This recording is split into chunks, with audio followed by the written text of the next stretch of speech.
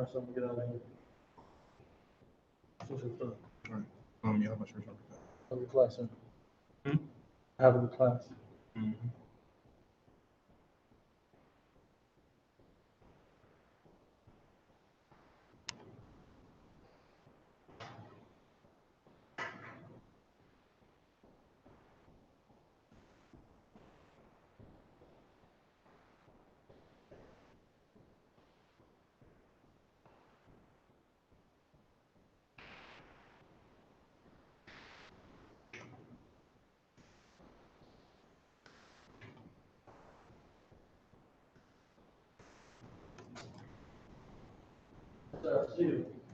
Okay. Oh, shalom, Christ.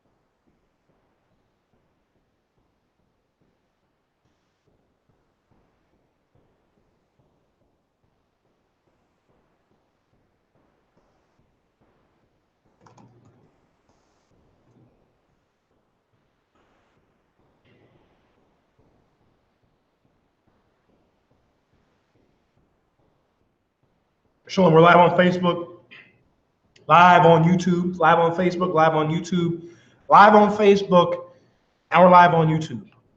We are the Israelite School of Universal Practical Knowledge, man. We are started out of 1 West, 125th Street, Harlem, New York. We're under the authority, leadership, and guidance of Commanding General YAHANNA. If it did not come from the I.S.U.P.K, the Israelite School of Universal Practical Knowledge, it did not come from God.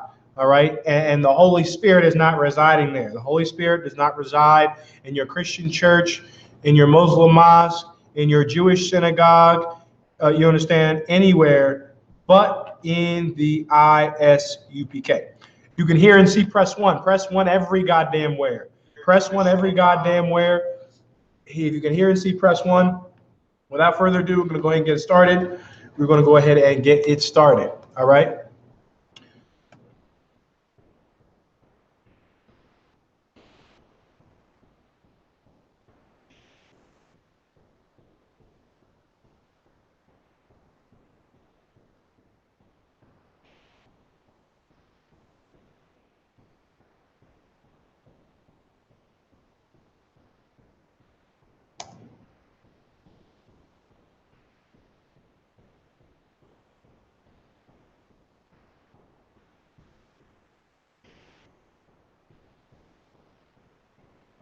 Sign in, press the sign in link. Go ahead and sign in. Sign in on the sign in link, please. All right. Without further ado, we're going to go ahead and get it started. Bear with me 1 second. Alexander Jack, shalom. It's shalom, not shalom. All right. There is no O in Hebrew. The Hebrew alphabet, Alexander Jack, comes from abjad. It is an abjad, which means it is purely consonantal. Okay, there are no vowel placement. There are no vowel placements in Hebrew, so it would have been shalom and not shalom. Shalom is from the so-called white man, the Jewish man. Why? Because in no other language, except for the Greco-Roman languages, okay, which stemmed from the Macedonian Empire around the 330 BC, around the era of Alexander, and even prior to that, you damn near don't find vowels in any written language. Go ahead and look it up. The Proto-Sinaitic, which is the ancient Hebrew, the Canaanite languages, the Phoenician languages, all of those languages used abjads, which means they used consonantal alphabets. A, ba, ga, da, ha, wa. No E, O, and U. You understand? So it is shalom is incorrect. It is shalom. Without further ado, we're going to go ahead and get started. I got the books here. I got the books on deck. All right, got the books on deck. Did you know that the ancient Hebrew, the I.S.U.P.K, has been teaching about since 1969 is validated based on the Bible? We're going to, based on archaeology. All right, we're going to get it. It just so happened I turned right to the page. All right. This is titled Biblical Archaeology. You see that? Biblical Archaeology. All right. It is written. It is written by Shalom and Paul. Okay. Shalom and Paul and William G. Dever. Biblical Archaeology. All right. It's from the Keter Publishing House, Jerusalem Limited. It's from the Library of Jewish Knowledge. All right. Library of Jewish Knowledge. Okay. We're going to see what knowledge is contained in this book. This is page 180 of Biblical Archaeology, and it's on the topic of weights. All right. It reads, archaeological finds. Many weights have been uncovered in excavations carried out in Palestine.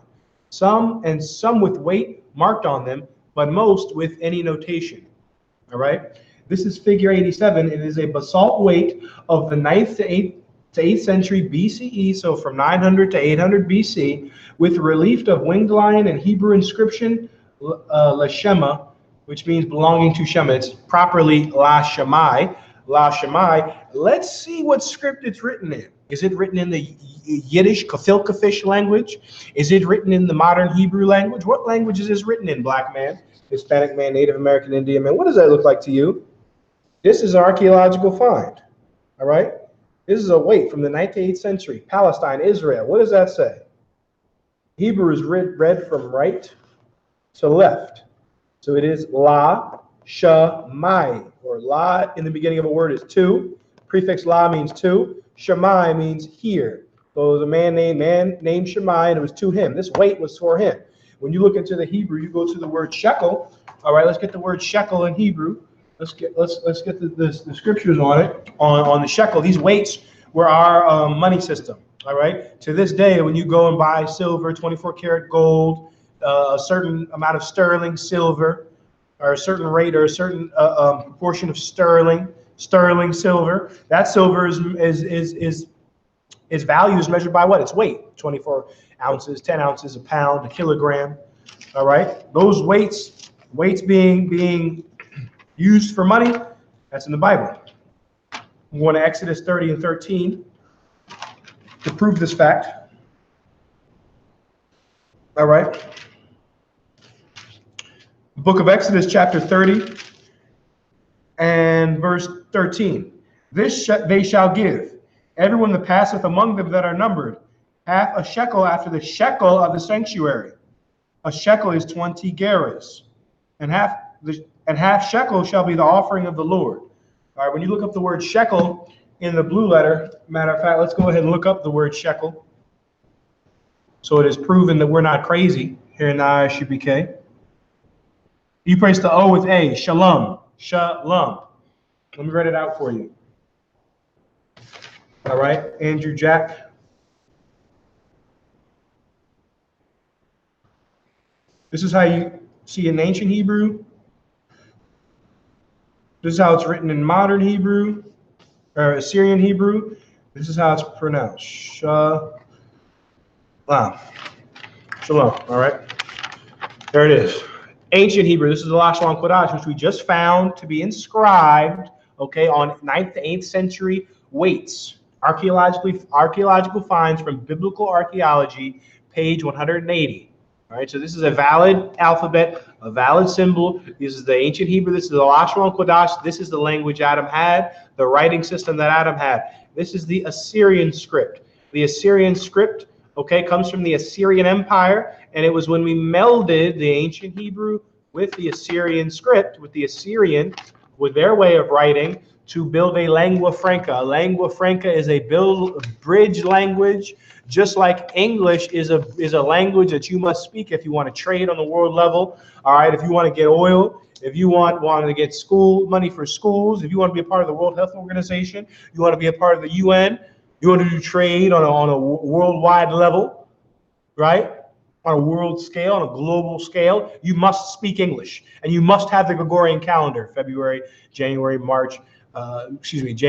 March, April, May, June, July, August, September, October, November, December. You must have that. You must have you must have the Tuesday, Wednesday, Thursday, Friday, Saturday, Sunday, Monday. You must have that if you want to do business. Well, it was no different when the Assyrians were ruling. When the Assyrians were ruling, we developed a bridge language with them to do trade with them. It was an act of compromise. An act of compromise that we did during the Assyrian captivity, the Babylonian Assyrian captivity. All right.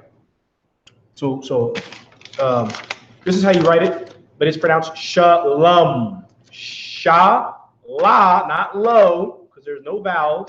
Shalama. Shalom. You cut off the last, excuse me. Sha, la, and ma. Shalom. You cut off the last sound of the letter that the plural connector is connecting to. And this would otherwise be shalama, but sha, singular connection, sha, pronounce the whole sound. Lam. Instead of lama, it's lam. Cut off the sound of the last connecting letter. All right. So that's shalom. All right. And it's validated. Our script that we use is validated by this. Biblical Archaeology, page 180. Boom. The ancient Hebrew we use is valid. All right. Based on archaeological finds, etc. Now, who are the so-called South Americans? Who are the South American Indians? Who are the South American natives? Who are the Brazilians? Who are the Peruvians? Who are the Venezuelans? Who are the Guyanese? Who are the people of Suriname? Are they niggers? Are they just spics? Are they just, women that were meant to wear Daisy Dukes and shake their behind all over damn Brazil? Were they made just to get naked and have sex with white men during Carnival? Were they made to be the white man, the Portuguese man, the French man's trophy woman, and then the men killed off? Hell no. Hell no. So-called Brazilian, so-called Venezuelan, so-called Guyanese, so-called people of Suriname, Peru, Bolivia. You are the sons and daughters of God, of the Most High. You are the greatest race of people on the planet Earth. And the men that enslaved you, the Portuguese, Germans, Italians, French, Dutch, English, they will go into slavery. All right? I have with me another book. This book is The View of the Hebrews. And when was that written? 1825, and it's written by Mr. Ethan Smith. You understand? View of the Hebrews, 1825, written by Ethan Smith. Okay? So we're not crazy. So we're not, you type in your own books. You're making your own books up. That's a damn lie. This is the View of the Hebrews. Now, if I can read along with you to get the severity of what you're about to read, look at who wrote that. Look at what it says. Or the 10 tribes of Israel in where? America. North, South, Central America. The 10 tribes of Israel in America. Second edition. Okay. Second edition, improved and enlarged by Ethan Smith, pastor of a church in Pulteney, Vermont. Pastor of a church in Pulteney, Vermont.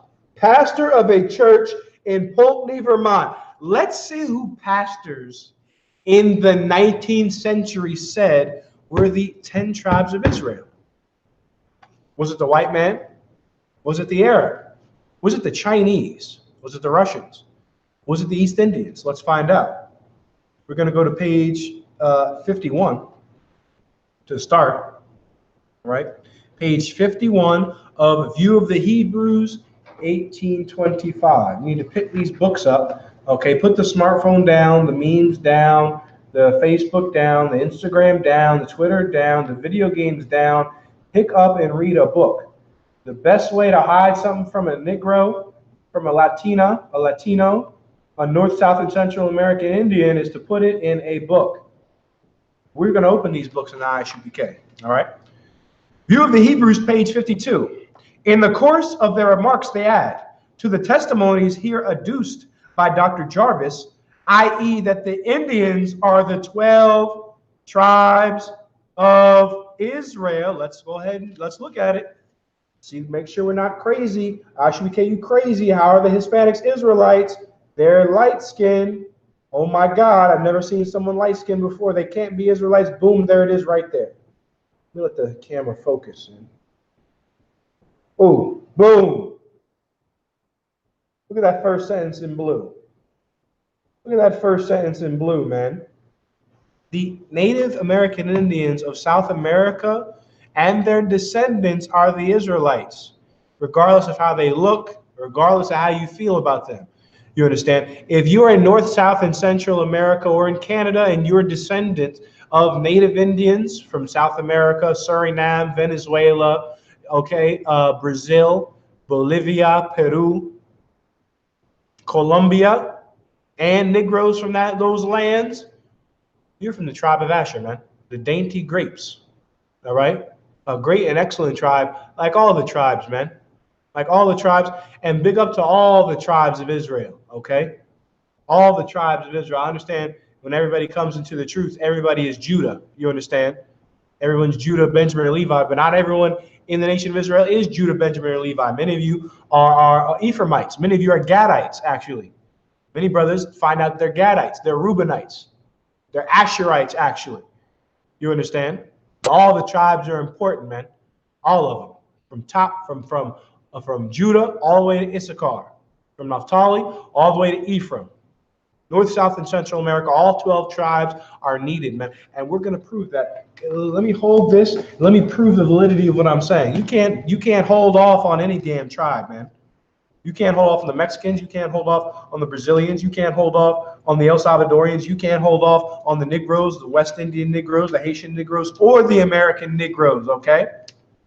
So we need to stop with the Yankee boy lazy.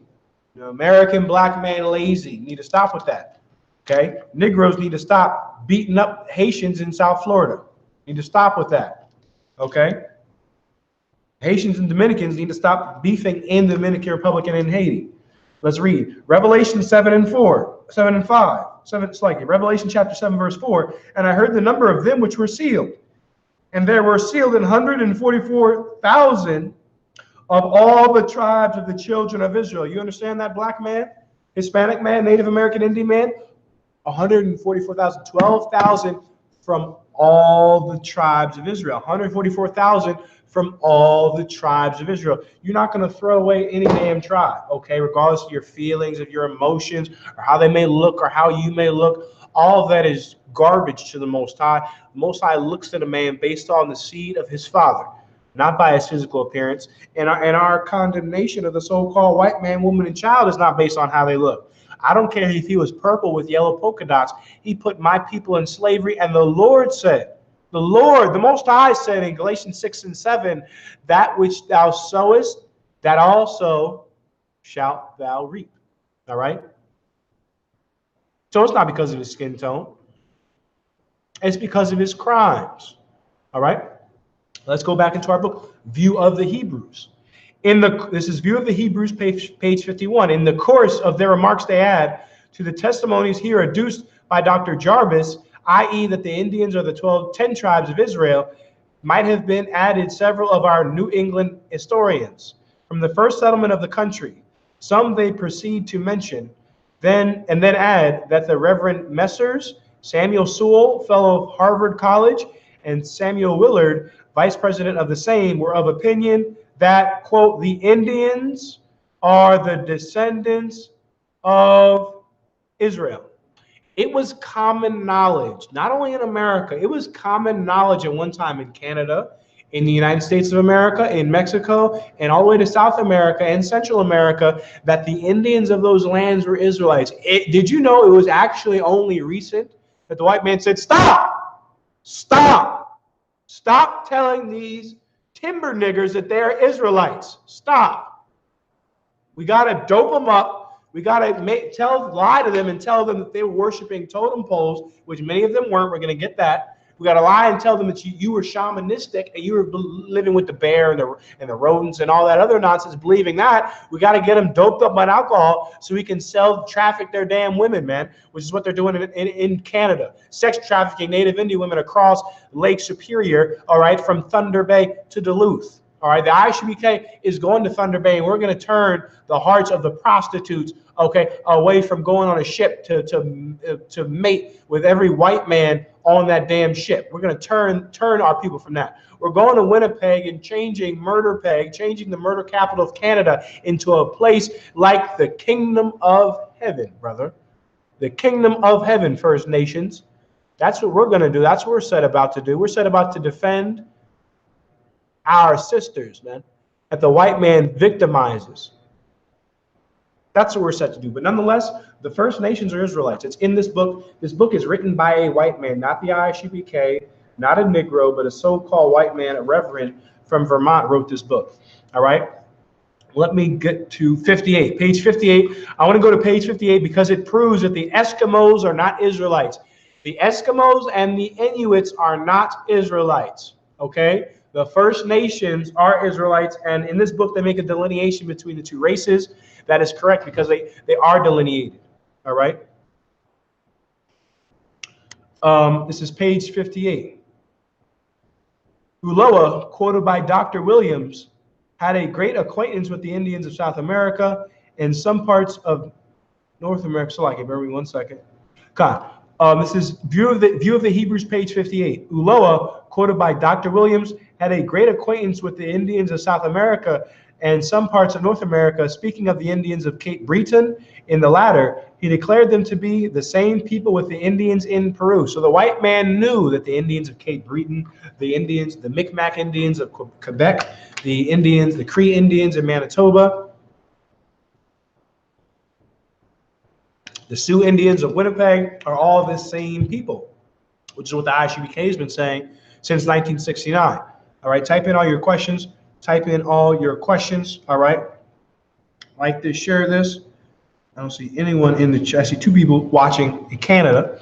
Make sure you like this class, share this class. The Native American Indians are the children of God, and they will rule the kingdom of heaven.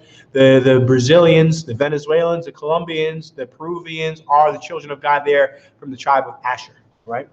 Ulloa, quoted by Dr. Williams, had a great acquaintance with the Indians of South America and some parts of North America.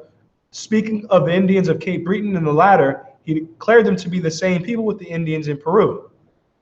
If we have seen one American, said he, we may be said to have seen them all. Meaning what? All of the Native American Indians looked alike because we were from the same family. Let's read on. These remarks do not apply to all the people in the northern extremities of America. The Eskimo natives appear to be a different race of men. That's right. We are a different race of men from the Eskimos. The Eskimos and the Inuits are from the tribe, from the nation of Japhet. All right, Japhet. The same as the so-called Aboriginal Australians, the Fijians, the Hawaiians, the Samoans are the same people. All right, they are not Israelites. The Eskimo or the Inuit. All right. The Eskimo natives appear to be a different race of men. This race are found in Labrador, in Greenland, and around Hudson's Bay. All these appear evidently the same race with the Laplanders, Zemblans, Samoyeds, and Tartars in the east. Tartars were Japhites. They were living in Russia, all right, along with their descendants. So the Japhites are not Israelites. Excuse me, the Eskimos are not Israelites. Let's go to page 61 on the tribe of Asher, the so-called Venezuelans, so-called Peruvians, so-called Colombians, so-called Brazilians. Okay. This is View of the Hebrews, page 60. Some of the Creek Indians. So I can bear me 1 second.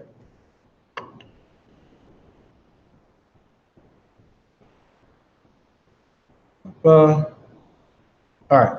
This is page 61.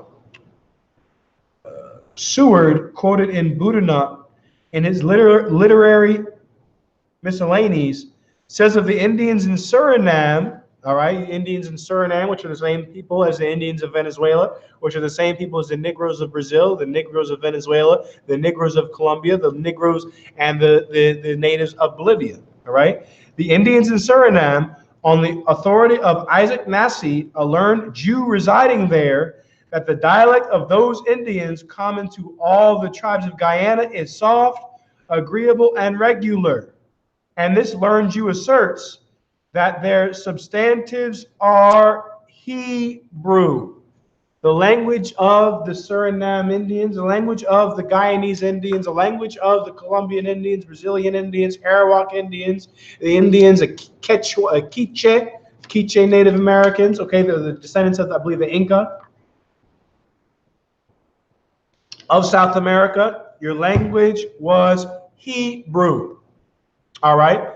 And what they're speaking now, the languages they're speaking now, Navajo and those other languages, are a bastardization of Hebrew, which occurs naturally if a language is left on its own for 2,000 years outside of its native land. We're going to get that as well.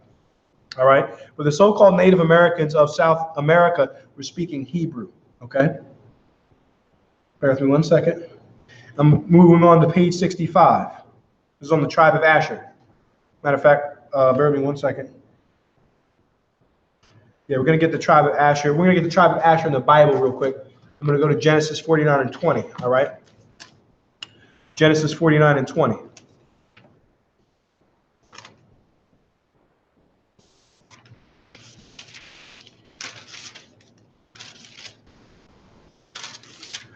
Book of Genesis, chapter 49, verse 20. Out of Asher, his bread shall be fat. Right, out of Asher, his bread shall be fat, man. The food that comes out of that land, the resources, the minerals.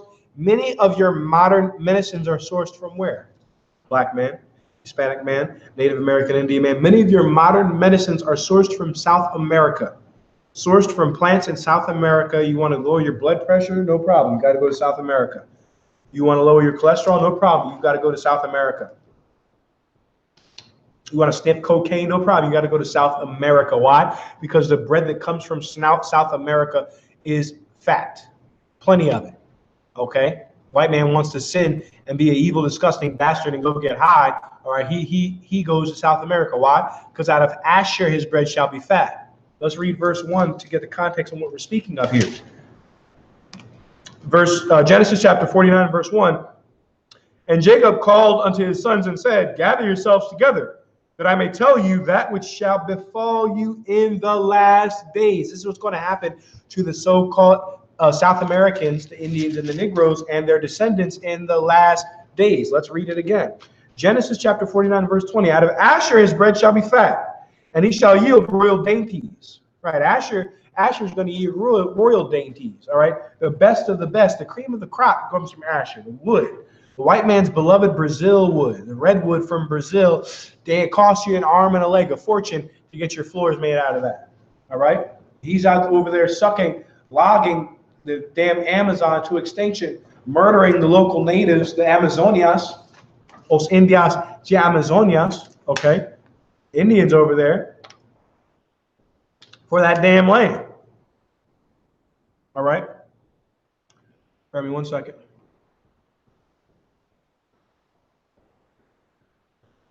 Come. All right. Any questions? Type them in. Questions? Let's have them. Got any questions? Let's have them. All right. I'm Precinct Officer 1000 of Bun. This is the I.S.U.P.K Canada class. Okay.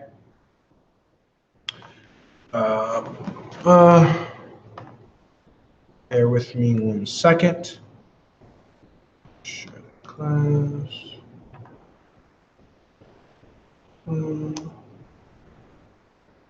Okay.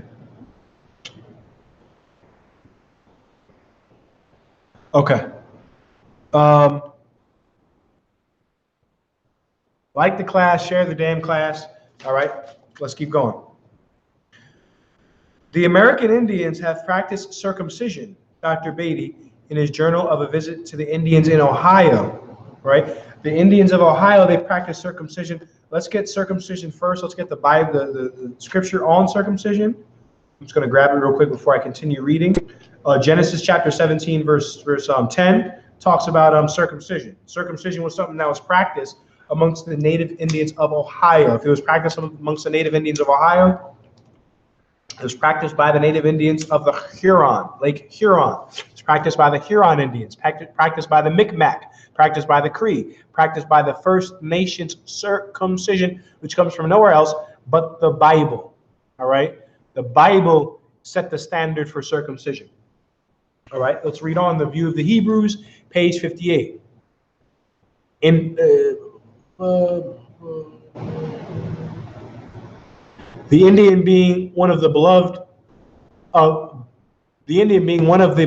wise men informed him that an old uncle of his who died about the year 1728 related to him several customs of former times among the Indians, and among the rest that circumcision was long ago practiced among them, but that their young men made a mock of it, and it fell into disrepute and discontinued. Just like when you talk about the truth to your family, you talk about the truth to your friends, they mock it. Because they mock it, now we've got goddamn Christmas trees in Quebec amongst the Haitians. Christmas trees in Quebec amongst the South Americans, amongst the Latinos, all right? Christmas trees, okay, amongst the Negroes, because of the people mock and laugh at the culture of the Most High, all right? Reading on, Emmanuel J. Moraes, in his history of Brazil, we're getting to you again, so-called of Venezuelans, Brazilians, Colombians, Uruguayans. Emmanuel J. Moraes, in his history of Brazil, says it was practiced among the native Brazilians. These native inhabitants of South America were of the same origin with the Indians of North America, which means what? If the native Indians of North America are practicing circumcision, the South American Indians would have also been practicing circumcision. Why are they also practicing circumcision? Because there was the same people. What was the thing they both practiced? Circumcision. Let's get circumcision in the Bible. This is Genesis chapter 17, verse 10. This is my covenant, which ye shall keep between me and you, and thy seed after thee. They kept it. Their seed after them kept it. You got native Indians that said they were the blood relatives, descendants of Abraham. The white man tried to go to them and say, do you know there's one God? Mi'kmaq. Mi'kmaq looked at him like, man, you idiot. Don't you know we know there's one God? Get out of here with that foolishness. It's just the First Nations, they forgot about that in the Christian Reform schools. Now you understand why they had to make Christian Reform schools in and amongst the First Nations. Now you understand why. Now you understand why, black man, First Nations, Latino. Now you understand why they had to do that. They had to do that because we had the truth at the time. A form of it. We were still worshiping, different animals and smoking tobacco and things like that. We knew that there was one God. We knew the customs of the Bible. And now because of alcoholism and methamphetamine and rape and our daughters being found chopped up in refrigerators, we've been so traumatized and reduced to a state of animals that we've forgotten it. All right?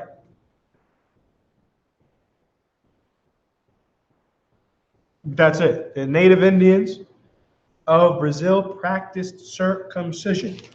All right? This is Genesis chapter 17, verse 10.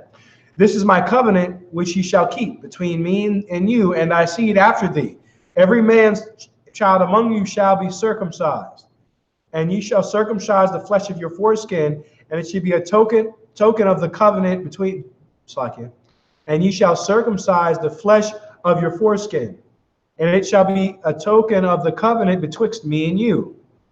And he that is 8 days old shall be circumcised among you, every man child in your generations, he that is born of that in the house, or bought with money, or any stranger which is not of thy seed. So everyone, even our slaves, the white people in the kingdom of heaven, they'll be circumcised on the 8th day. All right? He that is born in thy house, and he that is bought with thy money, must needs be circumcised. And my covenant shall be in your flesh for an everlasting covenant. So you must be circumcised. That was a law that the native Indians kept. Let's get the spirit of the law. The point of it was that it was a covenant between us, that the men of Israel on the 8th day, every man among us and every man born of us go through pain for the Most High. All right, we'll go through pain for the Most High. All right, but let's get Acts 8 and 20. 8 and 25. What am I looking for? I'm not looking for it. Oh, 1 second.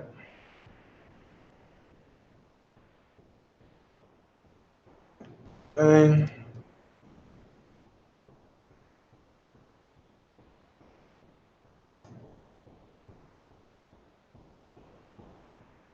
let's get Galatians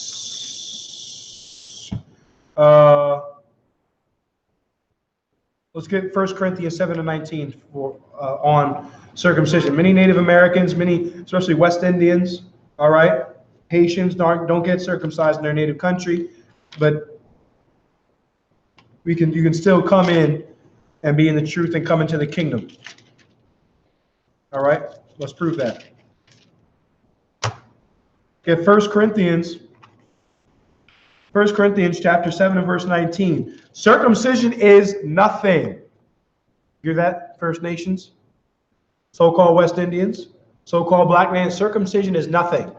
How do we know it's nothing? Because the biker gangs of Montreal, Hell's Angels in Montreal, they got circumcised. The Mafia in Montreal, all of them got circumcised. Every drug dealer in Toronto has been circumcised. Those brothers that go to the strip club, they've been circumcised. It doesn't mean getting this foreskin of your penis cut means nothing. The spirit, the point of it was that you go through pain and sacrifice for the Most High. That sacrifice now, it was always supposed to be done with your actions, with you going through pain to keep the commandments, with you going through mockery from your friends, your family, people that are the idiots that don't believe in the truth, having to go through the pain of looking like an absolute fool, believing in this and what you believe in, being in the school, being in the truth. You're treated like an absolute fool when you're the wisest man, woman, child on the planet Earth. All right, if you keep the commandments in the truth, in the I.S.U.P.K. Circumcision is nothing, and uncircumcision is nothing, but the keeping of the commandments of God. That's it. The keeping of the commandments of the Most High is what matters. All right? Keeping of the Most High's commandments is what matters. In Galatians 5 and 6, it says something similar. All right, at the end of the verse, it says, faith worketh through love. Faith is belief.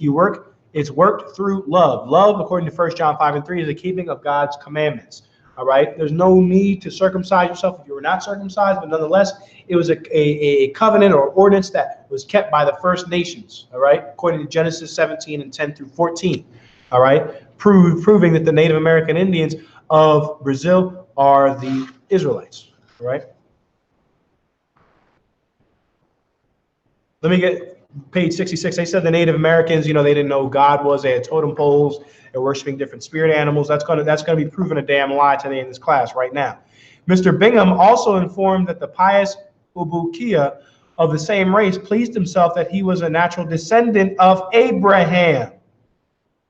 I.S.U.P.K, this pious, righteous Native American brother said he was of the descendant of Abraham. Did you have Native American Indians amongst the Native Indians that were keeping the law? Yes, you did. Did they go into slavery? Yes. Are they on the reservations? Yes. So what should that tell us, First Nations? That all so-called white people, all of the descendants of the slave master, no matter how nice, no matter how kind, no matter how charitable, because people love charity in Canada, in the white man's society. I think charity is righteousness, all right? Well, this is something you should do out of brotherly love, which is actually correctly alms. It's alms. Charity is just brotherly love. All right, all of them must go into slavery because I.S.U.P.K's ancestors, they're in prison. Okay, they're on the reservation. They're chopped up in freezers. They're getting murdered. They're being raped. So because of that, all the people that do that to them and all of that entire race, no matter how good, no matter how bad, must go into slavery. All right. This brother I.S.U.P.K said he was professed himself, pleased himself that he was the descendant of Abraham. This confers with the scriptures. Many people claim to be of Abraham, Isaac, and Jacob, but their story does not line up with the Bible. The Native Indians fit the curses of Deuteronomy, the 28th chapter. All right. And thought their own language radically Hebrew. So they knew that their own language was Hebrew. It is believed by men of the best information that the Sandwich Islanders and the Native Americans are of the same race. What savage nation could ever have conceived of such a right had they not descended from Israel? So how would they know to circumcise on the 8th day and not give each other hand jobs? All right, which is what in the hell they're doing amongst the Africans. Africans give full-grown men erect circumcisions. All right, because the Africans are homosexuals. They're the first famous homosexuals in the Bible, the Africans. Go back and read Genesis 19 about Sodom and Gomorrah. Then read Genesis, the 10th chapter, and you'll find that Sodom and Gomorrah, all right, were cities of the Canaanites, South Africans. And if you go look it up today, okay, there's more rape going on in South Africa than cornbread passed around at Old Country Buffet. All right, rape going on like it's a rite of passage. It damn near, you can watch it on videos. It's saying rape is like it's a rite of passage for a man to rape a woman in South Africa. Every rapist is a homosexual. They're also damn near, it's ingrained in their culture of they have like a violent hyena-like homosexuality, those Africans. Violent, cannibal, hyena-like homosexuality. You marry one of them, they're going to beat you half to death, all right? Mistreat you, you understand? And rob you, take your money. Black woman, Hispanic woman, Native American, Indian woman, all right? Let's read page 67. He assures that the Indians are intoxicated with religious pride and call all other people the accursed people, and have time out of mind been accustomed to hold them in great contempt. You see that? First Nations, at one time we held the white man in contempt. At one time we knew the white man was the devil. He was accursed. Meaning what? These are people you should stay away from. We knew to be holy. We knew we were separate. We knew we were separate. Let's get that again in the Bible. This is the book of Leviticus, chapter 20, verse 26. And ye shall be holy unto me, for I, the Lord, am holy, and have severed you from other people, that you should be mine. See, the Native American Indians, at one time, we had an understanding of that. The South Americans, Venezuelans, Colombians, Native American Indians, Seminole Indians, Cree Indians, Micmac Indians, Nova Scotia Indians. At one time, we had an understanding of that. Newfoundland Indians, okay? Puerto Ricans, we had an understanding that we were holy, we were severed. And we had religious, we were damn near intoxicated with religious pride, meaning we had pride for our beliefs. And that's in the Bible. It's in the New Testament that Israel has a zeal for the Most High. Let's get that as well. Let's get Romans. Let's go to Romans now. All right, let's go to Romans. Romans chapter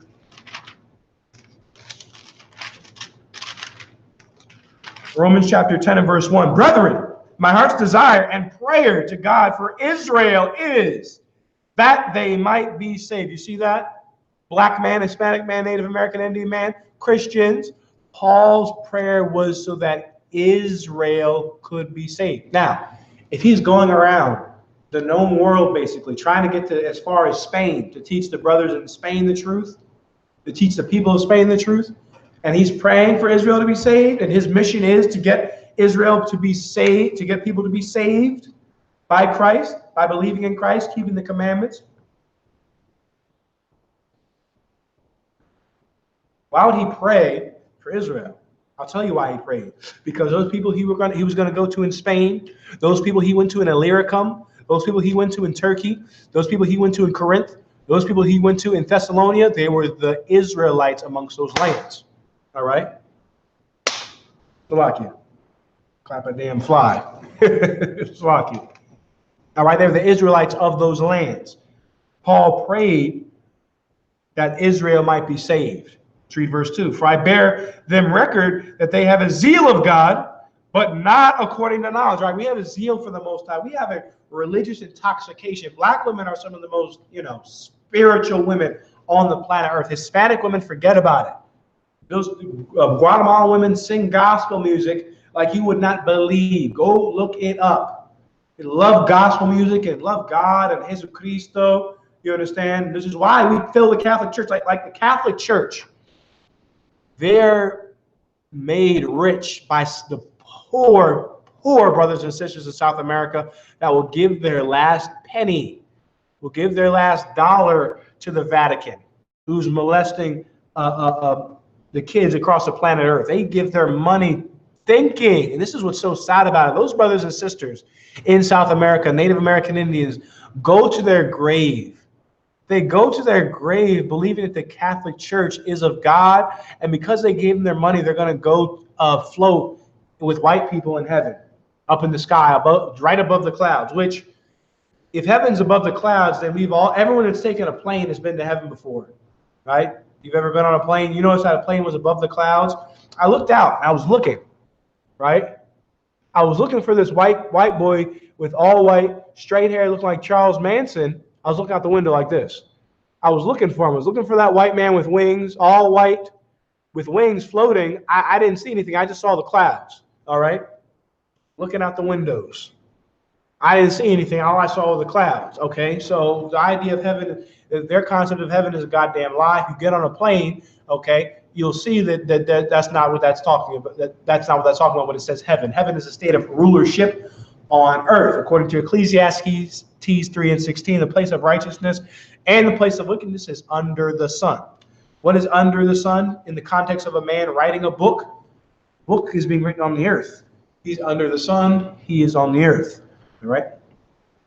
Romans chapter 10 and verse 1. Brethren, my heart's desire and prayer to God is, it's like it. Brethren, my heart's desire and prayer to the Most High for Israel is that they might be saved. Verse 2. For I bear them record that they have a zeal for the Most High, but not according to knowledge. We have a zeal for, Dios, or O Señor, El Señor, the Lord, the Most High, but not according to knowledge. A Christian church is not according to knowledge. Iglesia Católica is not according to knowledge. Iglesia Católica, la Iglesia Católica, not according to knowledge. All right? Not according to knowledge, black man, Hispanic man, Native American Indian man. We have religious zeal, so you can understand. Pride for our beliefs. They're not according to knowledge. Just read on. The Indians have, it's like, this is the view of the Indians, page 67. The Indians have had much of an appreciation that their one great spirit had a great affinity to fire. And the Peruvians, it seems, went so far as to embody him in the sun. Here seems a shed of mixture of the Persian idolatry with the theocracy of Israel, as the more ancient Israelites caught a degree of the idolatrous distemper of Egypt, as appears in their golden calf. So the 10 tribes, the time they resided in Media, and before they set off for America, may have blended some idea of fire with one God. So when we were in amongst the Assyrians in Media, we were in amongst the Medians, in amongst the Persians, etc. That's when we put on, added the fire to the Great Spirit. Go ask the North American Indians, and many of them will have a God they call the Great Spirit. He's the supreme being, which is correct. But they mingle that with other gods, bears and lions, tigers, and bears, oh my, all right, and worship all of those things, worship the totem pole and things like that, when that is wrong. And we pick that up, all that dancing around the totem pole and wearing the Assyrian star. Look at the Native Indians' garments. Many of them have an Assyrian star on them. That is from when we were in slavery in the Assyrians. A lot of those designs the Native Indians have, those are from Assyria. Those are Assyrian patterns, okay? That's where we got those things from the Assyrian captivity, not from our own culture. All that nonsense with the Great Spirit and F the Bible, that's not from our culture. Our culture holds to the Torah, to the Bible, all right? And that other stuff, nonsense we grabbed onto was when we were amongst the Assyrians, amongst the heathens, okay? That's the view of the Indians, page 67. When we were living amongst the Assyrians before we set off for Israel. Before we set off for Israel, we gathered on to the culture and the ways of the Assyrians. That's in the Apocrypha. You know what I want. We're going to 2nd Esdras. All right, it's something you can tell Native Americans when they go off and say, oh, I don't need to hear the Bible. We have our own culture and practices. No, you don't. You don't have your culture and practices. You pick that up from the Assyrians. So now what? Now what? But your people are here saying that there's one God. Your people are here saying that we spoke Hebrew. All right? Spoke the language of the Bible, spoke the tongue of angels. All right?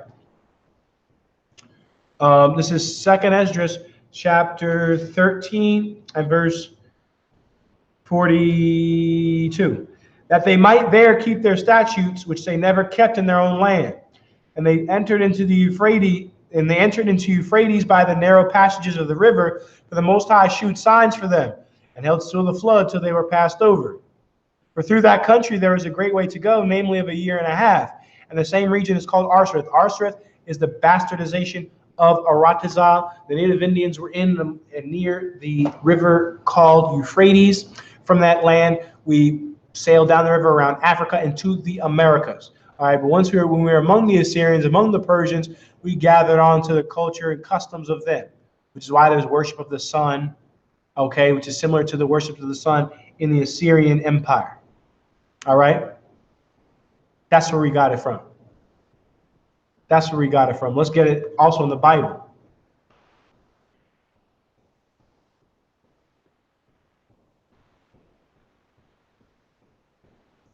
If you have questions, type them in.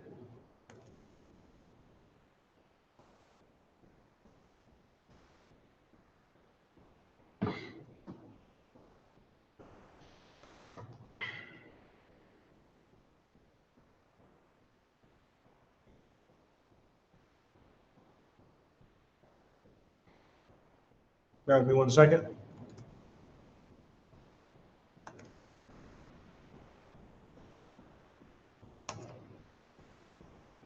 Psalm 106 and 35 is where I want to go. All right, to prove that as a scripture to break down to Native Americans that, look, all that tiki torch, sun fire worshiping and animals and all that other nonsense, spirit animals, all other nonsense, is not your culture. It's culture that you picked up from when you're in the Assyrian Empire. Hit them with the scripture too. This is Psalm 106 and 35. But were mingled among the heathen and learned their works. That's Israel. The Israelites, we were mingled among the heathen and we learned their works. We learned their works. So that's where we got the worship of the fire, totem poles, spirit animals, from being mingled amongst the heathen, amongst the Assyrians before we left for America. All right. So that's where the Asherites went off. That's why the Asherites are destroyed. And that's why, as we're going to read in Deuteronomy, the 33rd chapter, we don't get to enjoy our land. The land that the Asherites live on is beautiful. Don't you know the Venezuelans are sitting on the largest oil deposit on the planet Earth? That's right, you heard it. Saudi Arabia doesn't have as much oil as Venezuela. Venezuela has the single largest oil deposit on the planet Earth. All right, and that's in the Bible. The Bible said the Asherites would live on a great and beautiful land, but they wouldn't be able to reap it. The Venezuelans can't reap it. They haven't been able to reap it for generations, which is why the Venezuelans have repeatedly been running for their life to Trinidad and Tobago. Okay, have had several migrations over to the Trinidad and Tobago, and right now they're migrating over there again. Okay, walking over to Colombia. All right, the Brazilians destroyed in the favelas in Brazil. You think about that. Most of the area of Asher is near the equator, meaning what? They get the most sunlight on the planet Earth and are some of the poorest people in the Western Hemisphere. All right? That's in the Bible. The Bible prophesied that. Let's get Deuteronomy. All right?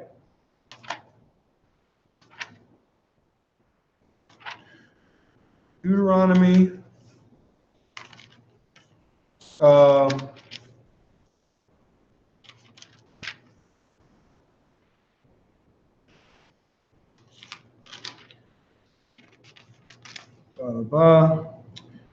Bippity bop, bippity bop, bippity bang, boppity boppity. Deuteronomy 33 and 24. And of Asher he said, let Asher be blessed with children, right? You so-called South American Negroes, South American natives are blessed with children, large families, okay? Large countries, Brazil, ton of people in Brazil. Many of them Israelites. Venezuela, ton of people in Venezuela. Many of them Israelites. Colombia, ton of people from Colombia. Many of them Israelites. Suriname, ton of people from Suriname. Many of them Israelites. Let Asher be blessed with children. Blessed with children.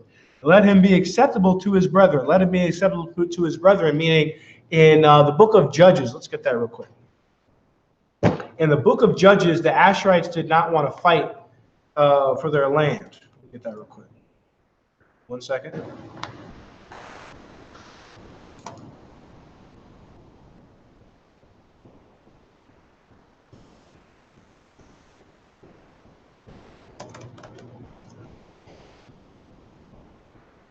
Yeah, Judges, let's get Judges 1 and 32 for the context of let him be acceptable to his brethren. Judges 1 and 32.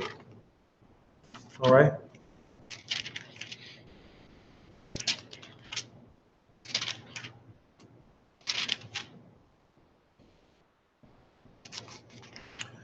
All right, getting scriptures on the tribe of Asher. As I had said before, we're going to go through every tribe. We've gone through Levi, the Haitians. We go through the Haitians? No, we went through the Gadites, and I think we went through Asher. That's what we went through so far. I'm not going really in any particular order. All right, this is Judges chapter 1 and verse 32. But the Asherites dwelt among the Canaanites, the inhabitants of the land, for they did not drive them out. All right? They did not drive them out. Many of the other tribes, other than Judah, did not drive out the people that were in and amongst them. All right? Which is why it says about Judah, Judah is a lion's whelp. Judah is the one to start the fight. Judah is the one to start something. All right? To start and push things beyond the normal level. Judah goes above and beyond. You understand? We go and in wickedness, we go above and beyond. In wickedness, there is no tribe that is more wicked than the tribe of Judah. I try to get brothers and sisters to understand that Judah's wickedness pales. It's above and beyond the Puerto Ricans, the Asherites, so-called South Americans. The wickedness of Judah is written with an iron pen. I mean, who taught the Haitians to join and make gangs? There was no Zopound in Haiti.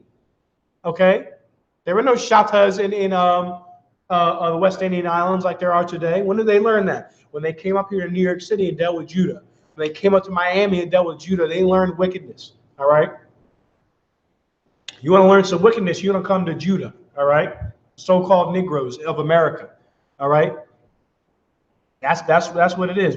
But on righteousness, the tribe of Judah, brother, on the right-hand side can do some damage for the Lord, for the Most High. We saw that with a man named David. David did some damage and did some killing. All right. Judah, it says about Judah, his hand will be in the neck of his enemies. Have his hand right here, ready to choke his enemy to damn death. Okay. And it's talking about his location. The seed of the devil is Satan. The so-called white man is here in America. Guess who was in right next to him, building Washington, D.C.? The Negroes, the American Negroes, the tribe of Judah. All right. The tribe of Judah has a history of fighting everyone. All right. The Asherites do not. You understand? Asherites would not drive out the Canaanites that were amongst them. They historically were not involved in many of or prominent in many of Israel's wars. But the Lord said, nonetheless, let them be acceptable. Let them come on in. All right. Okay. Regardless, the Asherites still can come in and take on to this warfare for Christ. The Asherites, so-called South Americans, they have to fight it. Have to fight the spirit of it's okay. Brazil. Hey, Brazil. Hey, Brazil, just into, just, hey, what's going on? And just, just chilling in Rio and partying and having carnival and, just being happy. The word Asher means happy, just being happy. Not just, everything's good, everything's okay. They've got to fight that carnality, just like Judah has to fight the carnality of wanting to fight every goddamn body. All right, when running Judah's mouth. That's what we have to fight. Fighting, wanting to fight everybody and everything, being proud. That's another thing we need to fight. And our damn mouth. Asherites got to fight and push to be about warfare because the Lord is about warfare. All right, that's what it means when it says, "Let him be acceptable to his brethren," regardless of of Asher's unwillingness to fight. Let Asher be acceptable to his brothers, and he will be acceptable. God bless the tribe of Asher. Thank the Most High for the tribe of Asher, so-called Brazilians, so-called Venezuelans, so-called Colombians, so-called Bolivians, all right, so-called Peruvians, so-called Ecuadorians. Thank the Most High for that tribe, man, and for all the 12 tribes of Israel, all right? This is the breakdown for the tribe of Asher, all right? And that concludes the breakdown for the tribe of Asher, all right? Shalom. Yasharallah. Shalom, Shepherd King, the Shepherd King. All right, Shalom. Shalom. I see that you got the Paleo, ancient Hebrew up there.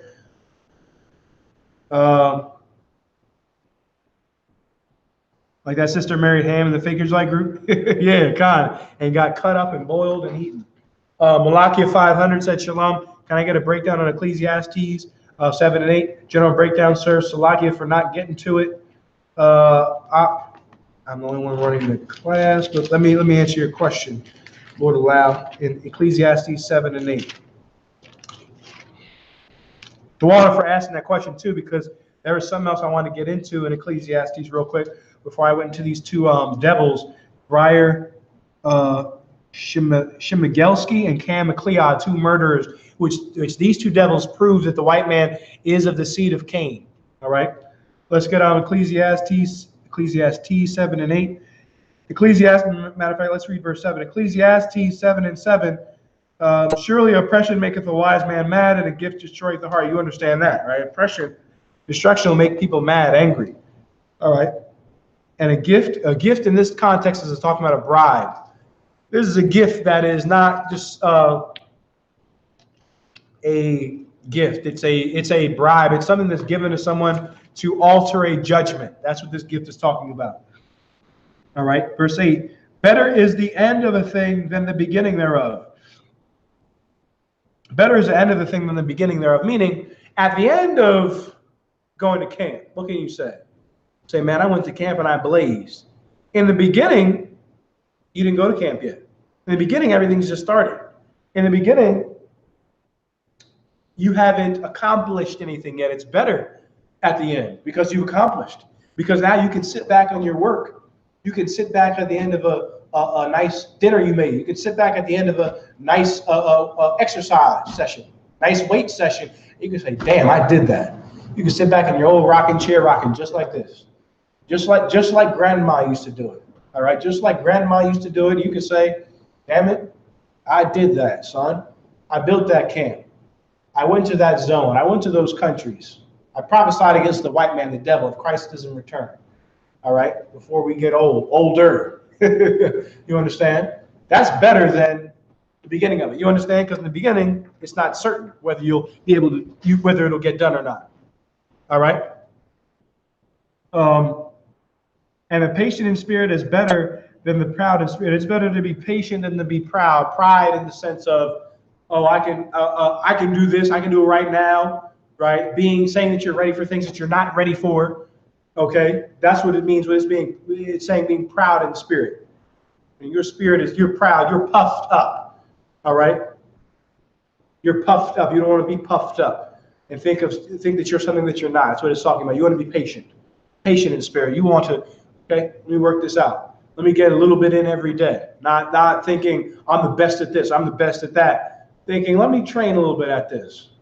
Let me get a little bit more practice in. Let me get a little bit more training. Let me get 15 minutes. 15 minutes on the scriptures. Anybody can do that. Rather than you saying, oh, I know the Bible already. I'm not going to tune in class because I heard the scriptures he said already.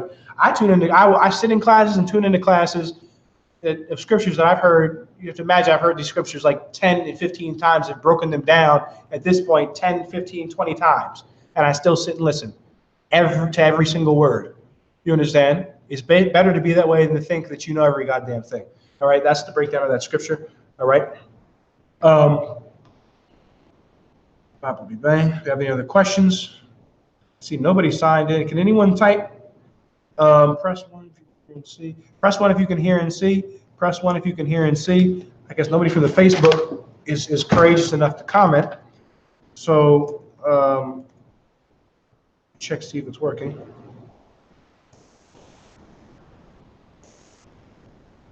Oh, well, I don't know why that didn't show up. Okay, so lucky at anyone in Facebook that asked a question because I just now can see the comments. All right, let me go through the comments real quick. We got a 1. Shalom Shabaya Allah, Yahweh Bashim Yahweh Shabakta, Shalom. Okay, Kawapa Ashar Yashar Allah, Shalom Yahweh Shamar Alatha Bashim Yahweh Shai. Okay, MTL in the building, Bakar Dum, Shalom, Malakia, Shalom. Good to see you. Leslie Travis, Shalom. C-Dub, what's going on, man? Shalom, Yahweh Bashim Yahweh Shai Barakatah. All right, Yahweh Sap Yahweh, Shalom, Yahweh Bashim Yahweh Shai Barakatah. Angelo Silva, man, what's going on? Jeb Brazil, Shalom, irmão. Okay, Shalom, irmão, os brasileiros, são os israelitas, homem branco e o diabo, irmão. All right, Angelo Silva. The white man is the devil. All right, Malik J. Stevens, Shalom, Yahweh Bashim Yahweh Shabbat. Manetta, South Carolina, checking in. Barzal Rakah, what's going on, brother? Hardcore warrior out of the 215 Philadelphia. Yashar Yahweh, what's going on? Shibayal, you can hear. All right, the water. All right, the water, the brothers and sisters checking in. Like this, share this. All right. Alexander Jack, Shalom up. All right, Shalom, brother. All right, Malaki, we're getting ones everywhere. All right, so with that being said, we got a plague of grasshoppers, okay? If anybody was looking for their grasshoppers, all right, the grasshoppers, they didn't pack ship, all right, and they hightailed it, all right, over to Las Vegas, all right? What happens in Vegas, I guess it stays in Vegas, but I guess this time it didn't stay in Vegas. Anyway, all right, let's get what happened in Vegas, black man, Hispanic man, Native American, Indian man. For those of you in Canada, since this is the Canada class that don't know, Las Vegas is the seat of filth, all right? If you want whores in America, you go to Las Vegas. Las Vegas has the Playboy Ranch, the pornography all over the place, the white man child molesters, you understand, Hugh Hefner, all right, those cats. Jewish man who runs a damn porn industry, all right? All that filth, strip clubs, drugs, okay, all that filth is in Las Vegas. Las Vegas is like, damn, like America's sin in the box. And what I'm going to do is I'm going to share a video with the brothers on YouTube. I think if you're on Facebook, I don't know if I can share the screen. Bear with me 1 second, Facebook. I'm going to try and see if I can share the screen with you. If not, I'm just going to go ahead and run it. All right, bear with me 1 quick second. All right. If you want to see the video, just hop over to YouTube, I.S.U.P.K Canada, and you'll see the video that I'm sharing with them. All right. But I'm going to share it right now. Bear with me 1 second. All right. Anyway. Can they see it? Can you see it? Yeah. All right. So I'm going to go ahead and make this big.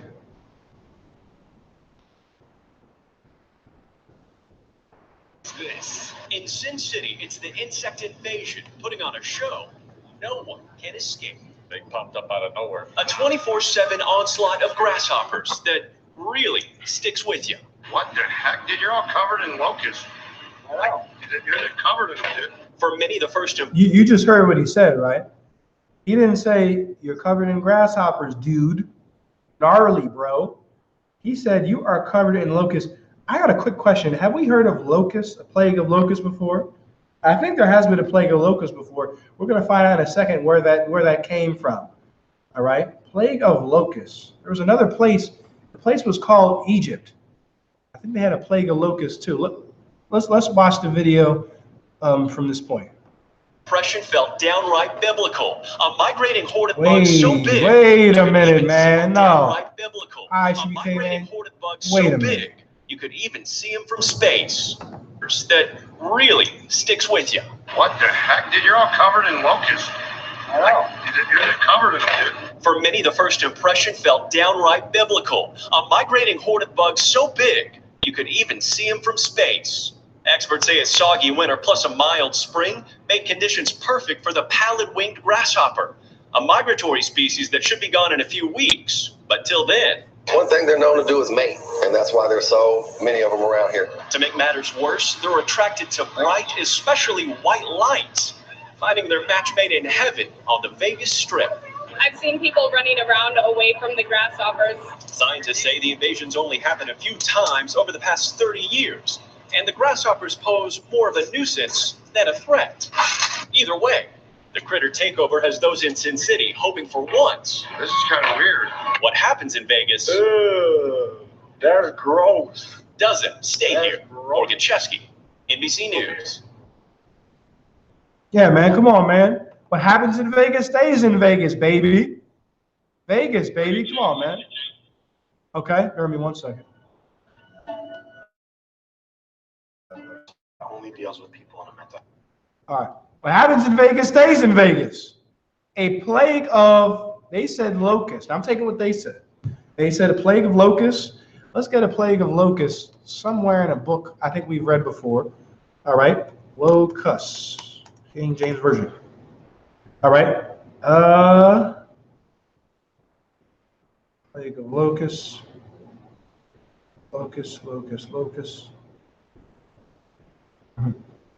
Let's get Exodus 10 and 15 on what was the plague of locusts in Las Vegas. You see, white man, you're the devil the Bible speaks of, and you're also a goddamn idiot. All right, and you can't see that the torture you put the black man through, the Hispanic man through, the Native American Indian man through, it's all going to come back to bite you. Before we get the plague of locusts, let's prove what we're saying. Okay, this isn't from bigotry or racism or hatred for you. We have racism in the sense of we prefer our people over you. All right, which is what any species has to have to preserve itself. All right, Galatians 6 and 7. Be not deceived. The Most High is not mocked. For whatsoever a man soweth, that also he shall reap. So he's sown destruction. He's sown death. He stole Nevada from the Native Indians, murdered the Hopi Indians of California to get California, destroyed, okay, the Iroquois Indians of New York, pushed them all the way up into Quebec. Now they're poor, walking the streets of Quebec. Those people, those Native Indians walking around scrounging for change in Quebec, they own New York. They owned New York City at one time, all right? And he's sown destruction, and he's going to reap terrorism. He's going to reap death. He's going to reap drug addiction. Okay, don't you know they got a drug out in the UK called monkey dust? Go look it up. They said this cat was on monkey dust, was on top of a building, fell off of the building, and got up and F'd the cops up. You can go look it up. Monkey, it's called a drug called monkey dust. They take it, and the people that take it get extremely strong. It is gripping the UK. Okay, Esau's having, and so-called white man's having issues with drug addiction everywhere. Australia, Europe, the UK, America, and Canada. All right, and it's prophesied. Why? Because he's sown drug addiction. He's sown alcoholism amongst the North American Indians. Sown sexual immorality, strip clubs, broads like Cardi B, running around thinking it's okay to blow everything, okay? Like the wolf in the Three Little Pigs, blow till you blow the house down. The white man sown that, and because of it, he's gonna reap death. He's gonna reap destruction. He's gonna reap what the Egyptians reap. You see, the Egyptians had a plague of locusts, and this plague of locusts over Australia, Las Vegas, is a sign of what's to come, Mr. White Man. Let's get this in the Bible. This is Exodus chapter 10 and verse 15. Exodus chapter 10 verse 13. And Moses stretched forth his rod over the land of Egypt, and the Lord brought an east wind upon the land all that day and all that night. And when it was morning, the east wind brought the locusts, and the locusts went up over all the land of Egypt, and rested in all the coasts of Egypt. Very grievous were they. Before them there were no such locusts as they, neither after them shall be such. Verse 15, for they covered the face of the whole earth, so that the land was darkened. And they did eat every herb of the field, and all the fruit of the trees, which the hail had left. And there remained not any green thing in the trees, or in the herbs of the field through all the land of Egypt. That plague is a sign. All those locusts jumping around, that's not random. That's not something that, should be laughed at, or should be put on the news, or should become an anomaly, or should become a meme. It should be an alarm, sounding the alarms of the devils that run the earth. Because the devils that run the earth understand the prophecy. They understand that we are going to be at the top, and that their kingdom is the end of all earthly kingdoms. Okay, a spiritual kingdom is coming onto the earth. Meaning what? A kingdom that performs the Most High's a will, the Most High's law, statutes, and commandments. We're going to get what spirituality is. Everyone says they're spiritual. I'm spiritual. I don't believe in the Bible. Okay, I'm spiritual. I do this. I'm spiritual. I do that. What is spirituality? All right. Is it a buzzy feeling? Is it the energy from the Kundalini to the chakras? All right. Let's get what what spirituality is according to the Bible. All right. This is the book of Romans, chapter 7 and verse 14. This is spirituality. For we know that the law is spiritual. What is spiritual? The law is spiritual. So do not eat pork is spiritual. It's spiritual because carnally, what does Canada say? Pork is the other white meat. What you don't want to get caught up in doing so often is you don't want to look up the disadvantages of doing something the Lord said don't do, meaning you don't want to get caught up in, well, you can't eat pork because the pig eats everything, chickens eat everything. Okay, go to the Pacific Ocean and check out those fish over there. Those fish are having a damn buffet of that plastic. Okay, eating refrigerators, plastic. If they have fins and scales, the Lord said that they're lawful. There's, of course, a reason behind it, and that reason should be well understood. Pigs weren't made to be eaten. Okay, they had trichnosis. Okay, which get into a woman. Okay, make her private area. All right, smell like the Goo Lagoon.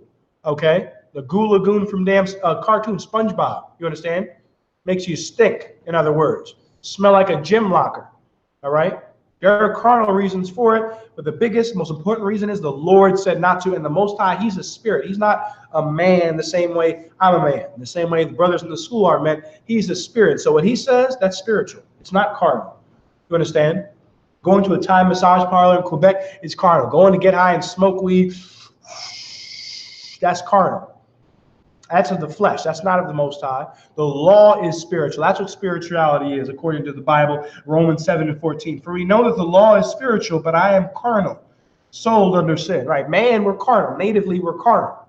Okay? Natively, we want to do what our flesh wants to do. Okay? Man gets aroused. All right? He gets blood flow to his private areas, and he's ready to do what? He's ready to have sex with whatever woman's there, whether she's married, whether she's of his race, or whether she's not. It doesn't matter. A man. You understand? Ready to have sex with any damn thing. Ready to have a damn threesome, 2 men sharing 1 woman in a damn bed. Okay? Ready to do anything, all right, to please his flesh, to please his nature, all right? Because that's your nature. That's how you're built. You're built when you see a woman, you get aroused. But the Most High wants you to go above and beyond that. The Most High wants you to be supernatural, black man, Hispanic man, Native American Indian man. Supernatural like the damn Marvel movie, okay?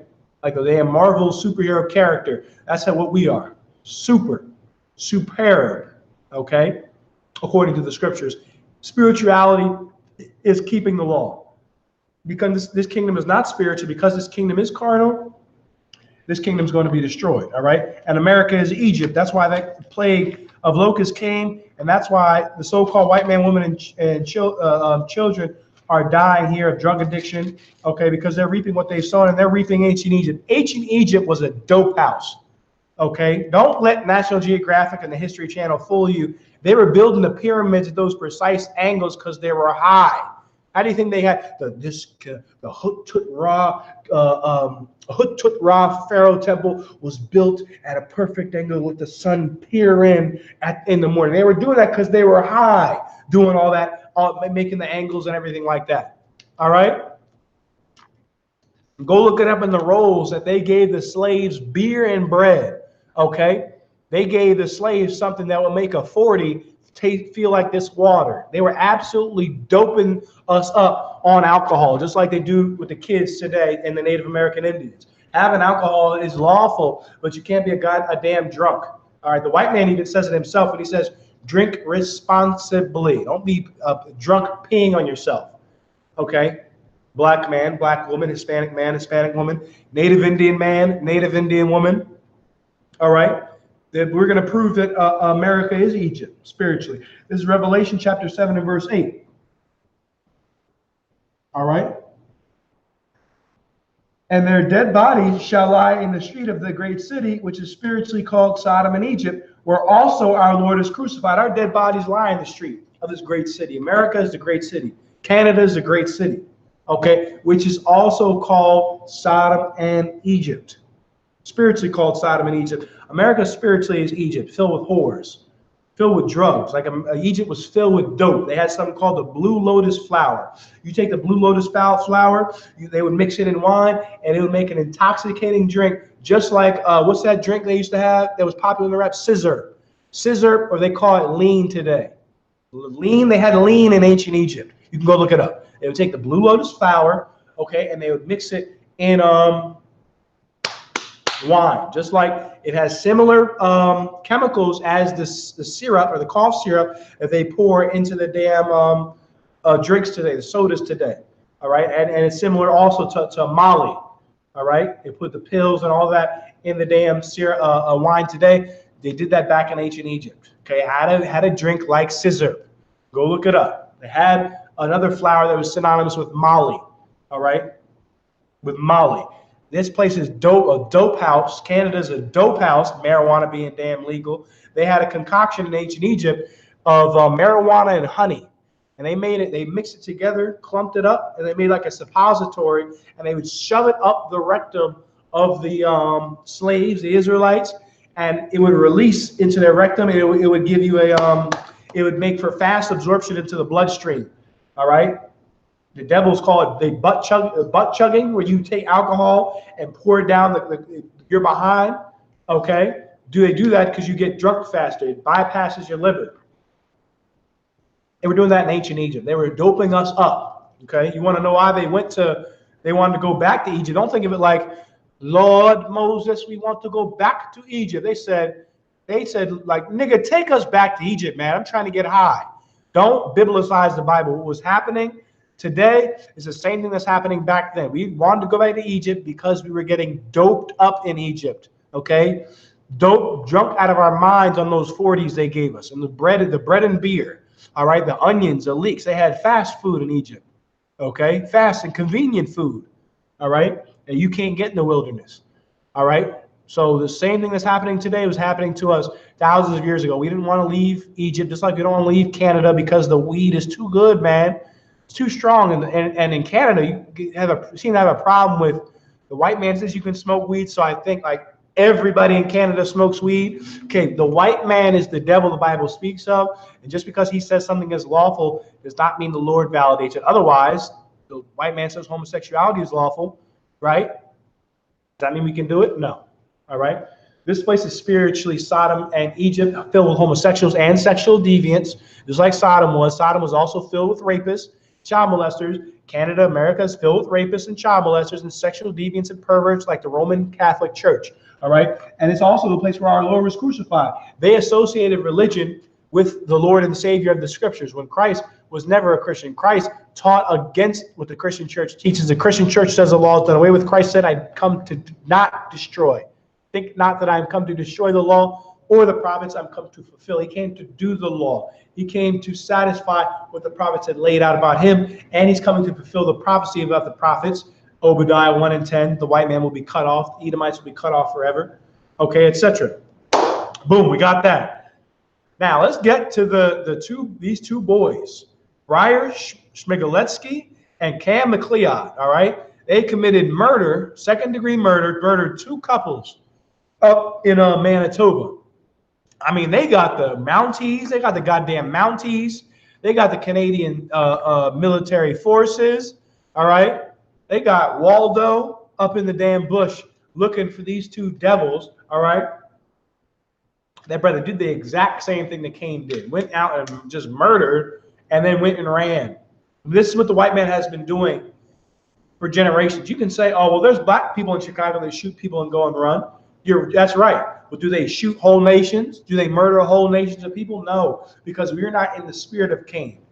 All right. The white man is in the spirit of Cain. The white man is a descendant of Cain back on the earth through Esau. All right. Let's play the video on these two devils. Bear with me 1 second. I'm going to go back and check the feed real quick.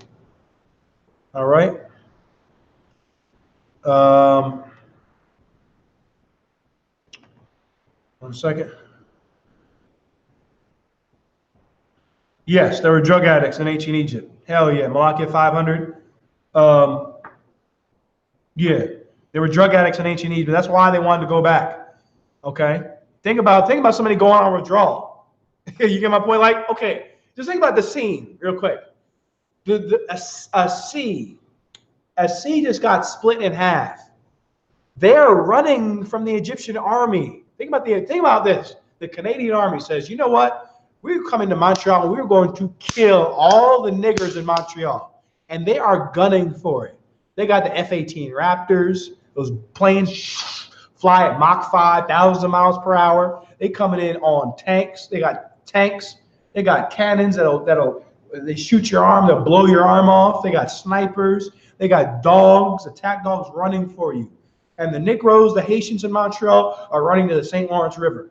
And the St. Lawrence River, a Haitian splits the St. Lawrence River in half. You walk across it like you walking through Sea World, okay? and the damn killer whale is swimming above you, walking through like SeaWorld, and then once you pass, the waters collapse and drown the entire Canadian Army in the St. Lawrence River. Imagine you see something like that. Now, a normal sane person would go, damn, I don't want to go back there because the army was just chasing us. But a drug addict, a crackhead, oh, no. God damn it. You moved us out here to die, man. I'm going to die if I don't have my Blue Lotus.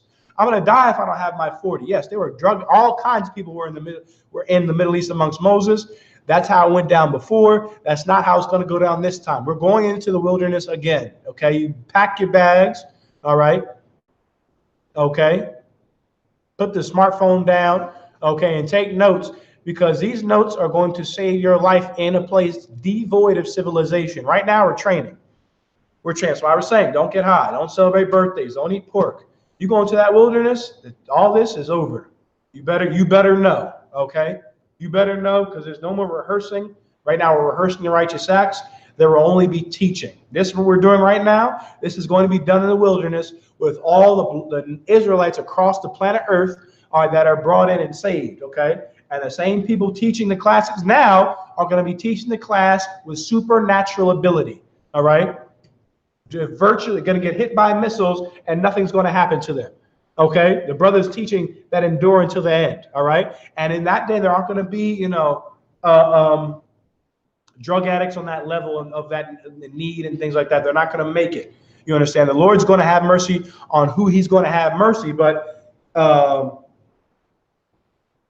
drug addicts are going to die. The Lord said that 2/3 would be cut off. We pray that all of Israel makes it just like they made it in Egypt. Okay, we're going until the wilderness, so some brothers and sisters are going to have to get their ass whooped. I'm just going to tell you straight up. Some of you are gonna get the Christmas beaten out of you. Okay, if that's what it takes. You're gonna get birthdays. You're gonna have a little cake. Hurry up. He's not. A priest gonna appear out of nowhere and commence to. Okay, just beating, just fists flying, knees to rib cages. Okay, and you're getting dragged. Okay, you're going before the court. That's how it's going to go down. All right, we're not playing that again, because we're not going to mess this up again. This is not going to happen again. All right, I say all that as a stern warning. Okay, to get to the classes and take notes. All right, because your life as you know it is soon to change rapidly. All right, so yeah, there were drug addicts. They had drug addicts. Egypt was full of dope fiends. All right, Command General YAHANNA had brought that out on several occasions. This place is spiritually like Sodom and Egypt. They associate religion with Christ when Christ was against religion. All right, now Briar Smigelski. Salaki about that tangent. Briar Smigelski. We're going to go to the. Keep losing the links. Bear with me 1 second. I'm trying to find that link. Yeah, so we got it here. I'm going to share the screen with you. Again, hop over to YouTube to watch the screen, okay?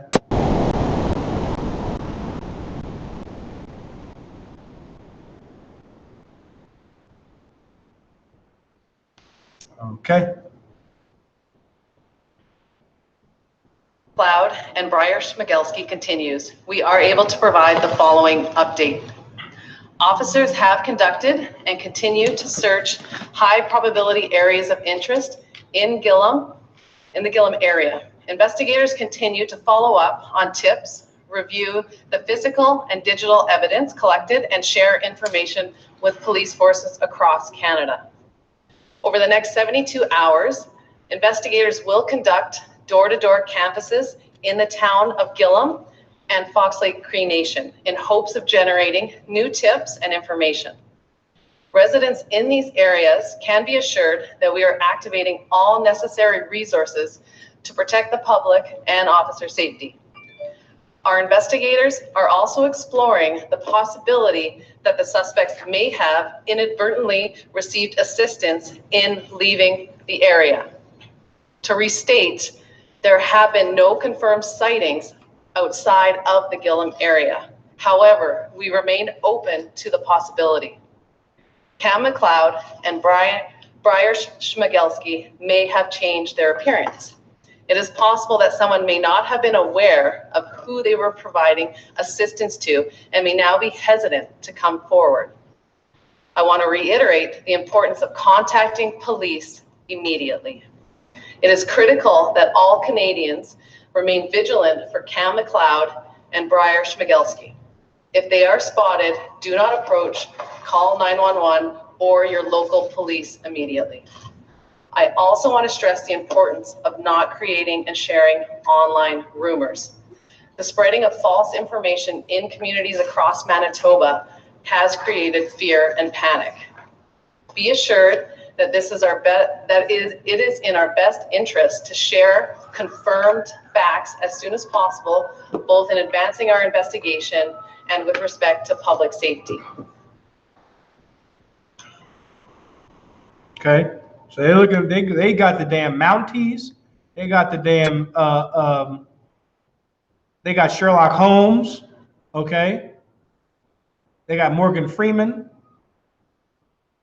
Everybody looking for these two devils that had murdered two Edomite families, two Edomite couples up there in northern Manitoba, which is a province in Canada. All right, this is just like Cain, and the white man has been doing this across every Canadian descendant of, the Frenchmen in Canada, descendants of the British in Canada. They're fugitives just like Mr. McLeod and Schmigeletsky, okay? They're fugitives just like them. We're going to get the Bible. We're going to prove it, all right? This is Genesis chapter 4 in verse, Genesis chapter 4 and verse 8. And Cain talked with Abel, his brother. And it came to pass when they were in the field that Cain rose up against Abel, his brother, and slew him. Okay, so the spirit of a murderer, the spirit of a shedder of blood, a bloodthirsty animal is seen in the so-called white man, woman, and child. Okay, that's the spirit they have. The spirit of a murderer, the spirit of a thief, the spirit to take life is in the so-called white man, not in the Negroes in Toronto. They love to put us in the news. There was this shooting amongst the West Indians, this shooting amongst the Negroes, this shooting amongst the Hispanics, all right? But they mobilized a Canadian army to go and find this couple, to go and find these two devils, which means they did a lot more than sounds like they did a lot more than kill 4 people. Because if that happened, you would just have the police after them. You understand? These are the same devils that will go onto Native Indian reservations and they will rape and murder, destroy the Native American Indians. These are the same devils that'll do it. All right. They're saying that they found a car that somehow linked to them on a Cree reservation. Okay. These devils are the same devils, all right, that'll go and murder and destroy our people, the Native American Indians. Why? Because they have the spirit of Cain, the spirit of being bloodthirsty, of just going around murdering people. There's no reason for these devils to go around and murder. They're not in poverty. They didn't do it to eat. The white man, he's a murderer for sport. He's a murderer for sport. He's a murderer to fulfill his bloodthirsty lust. All right? Genesis 4 and 8. And Cain talked with Abel, his brother. And it came to pass when they were in the field that Cain rose up against Abel, his brother, and slew him. Verse 9, and the Lord said unto Cain, where is Abel thy brother? And he said, I know not. Am I my brother's keeper? So don't say I am my brother's keeper. That's not a phrase in the Bible. Cain is saying, am I my brother's keeper, with a question mark. He is asking the Lord a question because he's getting smart with the Lord, and the white man gets smart with the Lord the same way. All right? That's what the so-called white man does, because the so-called white man, woman, and child is a man, woman, and child after the spirit of Cain. All right? That's who he is. All right. Any more questions? Type them in. More questions? Type them in. We're going in on the so-called white man. All right. Him being the devil. Okay. Him being the devil. Amataza from Texas. The water. I finally got my 12 tribes chart. 12 tribes chart in Portuguese. Okay. 12 tribos. J. Israel in Portuguese, to the brothers in Brazil. All right. 12 tribes of Israel in Portuguese. All right, look out for I.S.U.P.K Brazil. We're going to have live classes coming up soon. Nonetheless, the white man is the devil, and he's a man after the spirit of Cain. All right, he went out and just slew, just for nothing, just like Cain slew. Remember, Cain, you got to think of Cain's family life. He was a son of Adam and Eve, which means what? He had a good family life. You understand? Like, he was taken care of. They had the law of God. They went off, but they had the laws of the Most High. All right? They had the laws of the Most High. So, well, he was taught in the right way. He had a mother and father growing up in his life, and he just went and murdered his brother, okay, for no damn reason, which is just like the so-called white man. Like, the so-called white man isn't in danger for his life. He's not poor. He's not suffering, all right? But he goes out and murders and kills across the planet Earth when he's got enough. He's got enough. He doesn't have to suck Venezuela dry, kill and destroy Venezuelan presidents, and let the crime in Venezuela skyrocket. Caracas has historically been one of the most violent cities on the planet Earth. El Salvador, some of the most violent places on the planet Earth. The favelas in Brazil, some of the most violent places on the planet Earth. There's no reason for him to do that. He's not poor. He's not hungry. He's doing it just because, well, Cain did it just because. All right? Bear with me 1 second.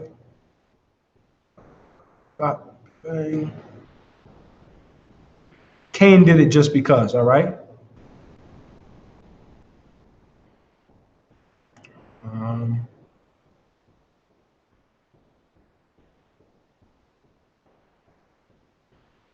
Trying to share the class on Facebook. Bear with me 1 second. All right.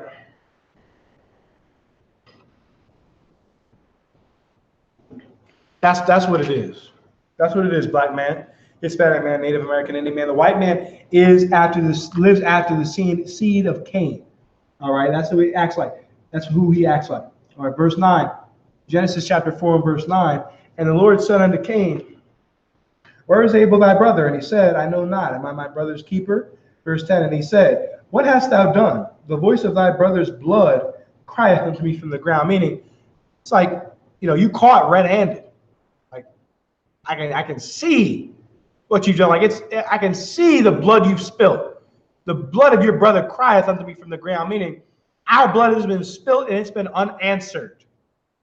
It's been left there. The blood of Eric Gardner was spilled and it was unanswered. That devil, William Barr, was that devil William Barr that let that cop Pantaleo go free for murdering Eric Gardner? That devil has a lot of history of oppressing blacks and Hispanics. He was in favor of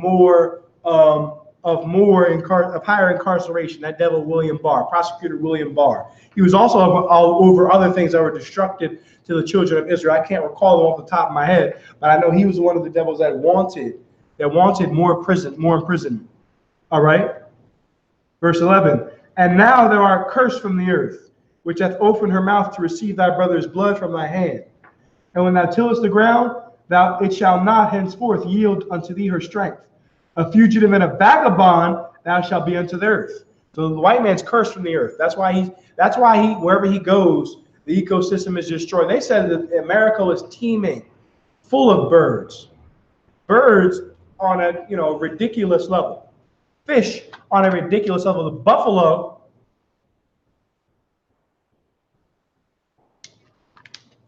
stampeded. The buffalo stampeded from Pacific Ocean to Atlantic Ocean, from sea to shining sea. Where are the buffalo now in Canada? Nowhere. Where are the buffalo now in America? Nowhere. Few of them left. Few of them left. Why? Because where the white man goes, he turns into a wasteland, which is why there's problems with the ecosystem, why there's problems with the planet Earth, because the white man is cursed from the earth. Wherever he goes, the earth is cursed.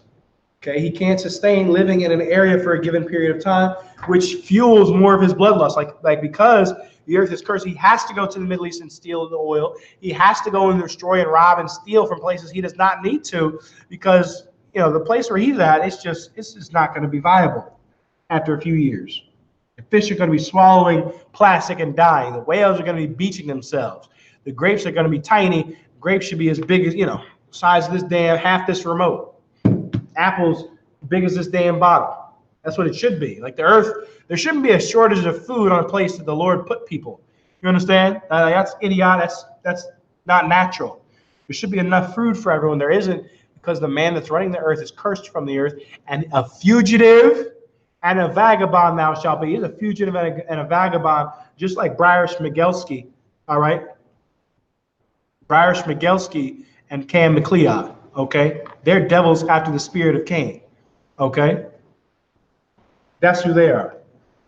Let's get more on it. Let's get Hebrews 12 and 16 on the so-called white man, woman, and child. All right.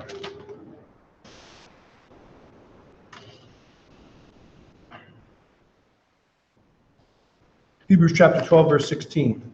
Bear with me 1 second.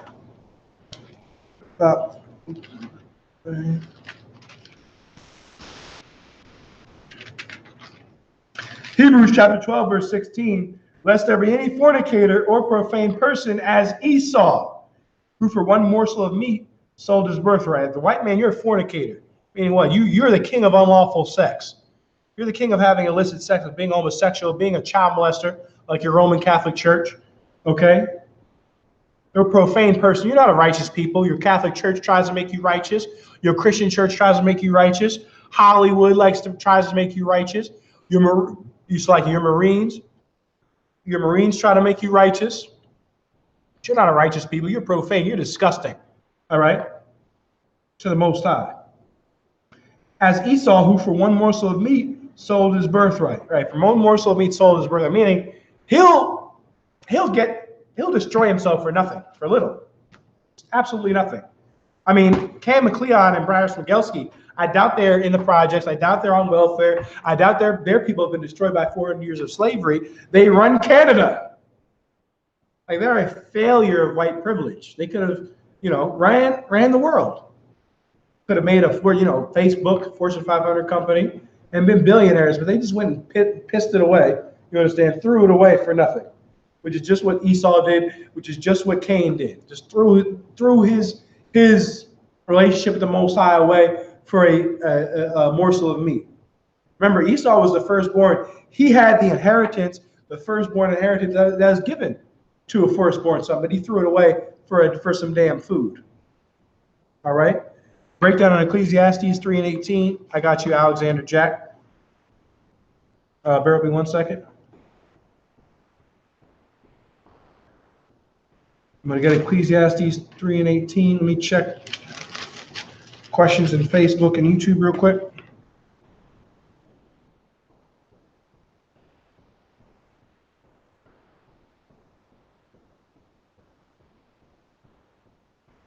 Okay, we got no questions on Facebook.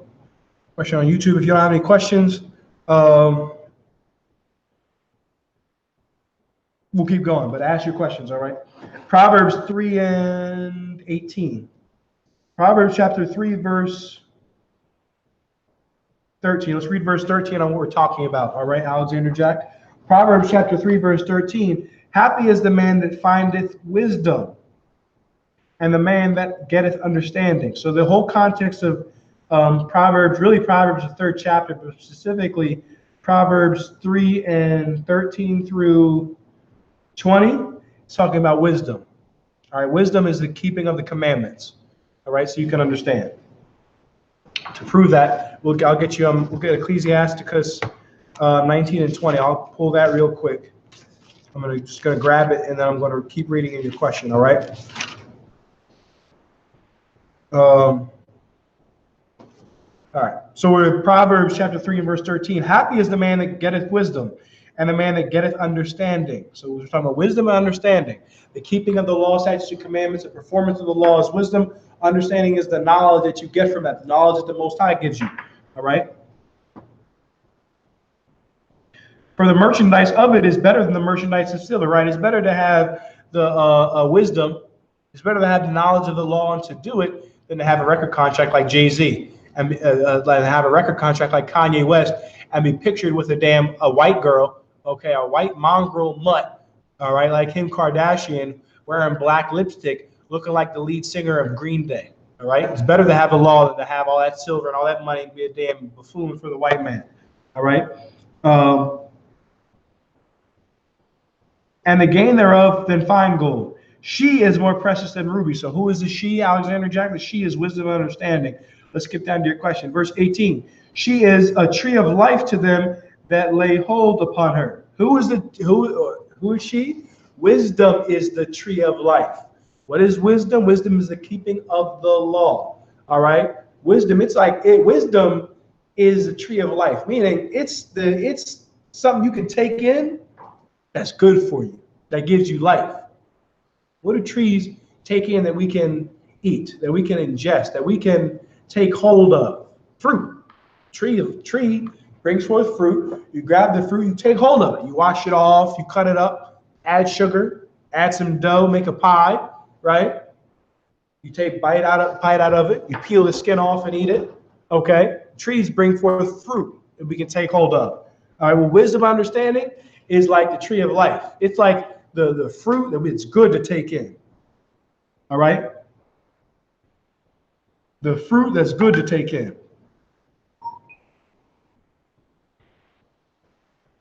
All right, yeah, come on. 3 and 18. I'm right there. Ecclesiastes. We're in Ecclesiastes 3 and 18. If you're asking about the Apocrypha is Ecclesiasticus. Are you asking about Ecclesiastes, or are you asking about Ecclesiasticus in the Apocrypha? This is Ecclesiastes chapter 3 and 18. She is a tree of life to them that lay hold upon her, and happy is everyone that retaineth her. To the tree of life. Meaning it's something that we can take in. It's as the tree of life. It's something that we can take in that's good for us. There's knowledge. There's knowledge that we take in that's not good for us, which is what the knowledge of getting high, the knowledge of being on crack and being off crack, the knowledge of having an abortion, the knowledge of different men, of having sex with different men. That's the knowledge we should not have had. That's the knowledge of good and evil, meaning we know what it is to be good, meaning what it is to not have sex with multiple men, what it is to not be high. We also know what it is we also know what it means to be high and to be judged by the Most High for it. We know what it is to steal and know the judgment of the Most High for it. All right, but wisdom, the keeping of the commandments, the performance of the law, it's like the tree of life to those that do it. Those that do it, it's knowledge we can take in. It's good to take in the knowledge of not getting high, not smoking weed, not having sex with whores. To prove that wisdom is a performance of the law, we have Ecclesiasticus in the Apocrypha, Ecclesiasticus chapter 19 and verse 20. The fear of the Lord is all wisdom. It's wise to fear the Most High, to be afraid of judgment, because judgment will come on the earth. All right? The fear of the Lord is all wisdom, and in all wisdom is the performance of the law and the knowledge of his omnipotency. The knowledge of the Most High is the Most High power, okay? And he can come and attack and strike at any time. He's all powerful. He's the Almighty, okay? He's the Almighty. That's what he is. And the understanding of that and the performance of the law, that's the wisdom. That's a thing that's like, it's like life to those that hold on to it, take hold of it. It's something good to take in, something that when we take in, it gives us life when we do it. You understand? So that's the breakdown of Ecclesiastes 3 and 18. I hope that answered your question, Alexander Jack. If you have any other questions, type them in now. Any questions, type them in now. All right. Questions, type them in. Okay. Where's that going? I want to bring out one more artifact. We've got another book here. All right, it's headquarters, the water to Captain Kadazah for his books, for his library. It's where I get most of these books from. All right. Bear with me 1 second. Okay, this is history, Edom and Khazariah, the other Israel. All right. It's the revised edition of the history of Edom, the impostor Jew. This is from Nabi Melchizedek Y. Lewis. It's a Jewish man wrote this. Nabi Melchizedek L. Lewis, Edom and Khazariah, the other Israel. You can look this up online, get the PDF. All right, I'm going to roll to page 36. It's going to be hard to see, but this is page 36. Page 36, okay, has the lineage of Shem. And it says in the footnote, it says, these are the 12 sons of Israel, today known as colored people. All right, it's wheat and wheat right there. All right, see that? Right there. Where my index finger is. 12 tribes of Israel from a so-called Jewish man. All right, it says Asia, the land of Shem. All right, which is why if you hear 90s rap, it says what? Asiatic black man. Okay, we're the black people. We're the dark races from Shem. All right, Israelites. Okay, and it says below. Okay, let it focus. What does that say? It says that's the line of Edom. Who does he say Edom is? It says, these are the sons of Esau or Edom, today known as the European Jews. Who are the European Jews? Sons of Esau, Edom, in Edom and Khazaria. Okay, the white man called himself a Jew is not a Jew. All right, I'm going to go ahead to page 160. All right.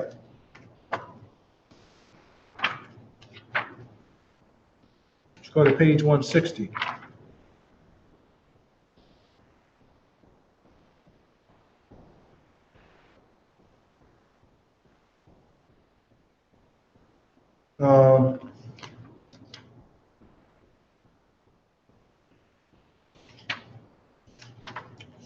Bear with me 1 second.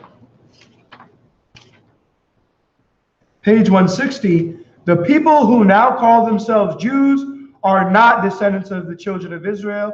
Their biblical claim to divine territorial preeminence in what is erroneously called the Middle East is fundamentally flawed. Right, the Middle East, the entire Middle East is the land of Israel, okay? So from the Pakistan all the way over to the state of Israel, all right, all the way north to Turkey and all Saudi Arabia, what you call the Middle East, that's the nation of Israel, right? The Middle East. Let me show you real quick, all right?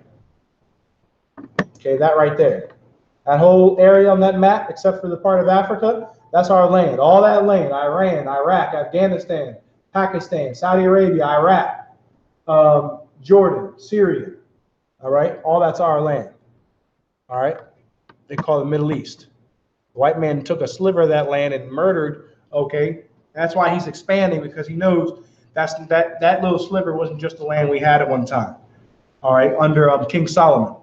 All right, the people who now call themselves Jews are not descendants of the children of Israel. Their biblical claim to divine territorial preeminence in what is erroneously called the Middle East is fundamentally flawed. They are proselytes, converts to the religion of Judaism. Okay, when it says of proselytes in the Bible, it's talking about brothers that came into the truth. All right, you're proselytes, meaning you weren't born into the truth. You weren't born into the belief of your fathers, but you came into it because you're of this bloodline of Abraham, Isaac, and Jacob. Reading on, Christianity, Islam, and all world governments, whether knowingly or unknowingly, support this massive deception which identifies Edom as Israel and Israel as some nameless, nationless people without a past and known only through bywords which denote a condition rather than a heritage. Right. Christian church supports us being called blacks, niggers, spics, wetbacks, Venezuelans, Colombians, Chileans, okay, Puerto Ricans, Argentinians, Native American Indians, and they support. The Christian church loves the Jewish man, loves Jewish people. Support them as the Jews. Support them as the Jews of the Bible. Support them as the Jews of the Bible when they are not the Jews of the Bible. They're the liars. They are the imposters. We're going to get the scriptures on it. If I can get one scripture, I always love to pull precepts to prove what we're saying. And it's always good to drill them to get them like secondhand, like nothing. This is Revelation 2 and 9.